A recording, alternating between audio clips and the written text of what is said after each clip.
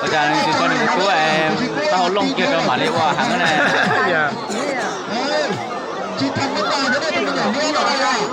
cũng cả cái khổng lồ cũng cả không mua rồi thì cú nè đu cũng cả nè đấy à cả cái khổng lồ này dạ sắp rồi cả cái không mua thôi à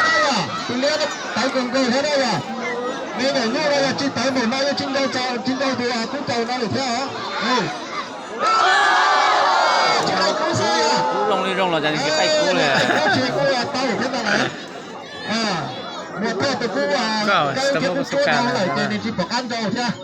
ยุ่มมอสมมติประสบการณ์ sao thì nó tay cú mà thế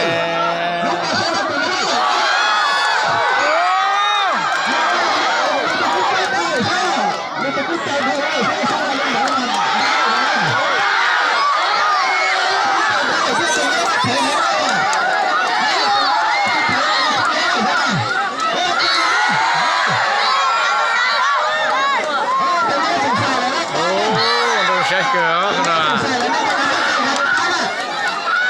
จิตโตสงสัยว่าคนเราตัวเลี้ยต้องใช้เคียร์ดินเอานะคนเราต้องใช้กันนะตัวน้อยก็แข็งตัวตัวละต้องใช้ตัวละก็ตัวแข็งตัวเลยติดต่อกุ้งจานทองเลยซื้อสักเจ้ามาต้องใช้เลยนะได้ยัง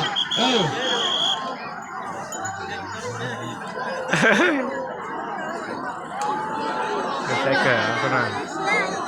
คนเราตัวเลี้ยตอนเจ๊งมันจีไรซื้อนะดีเราเต้ย้อนจากอันเราดูนะครับคุณเอานะ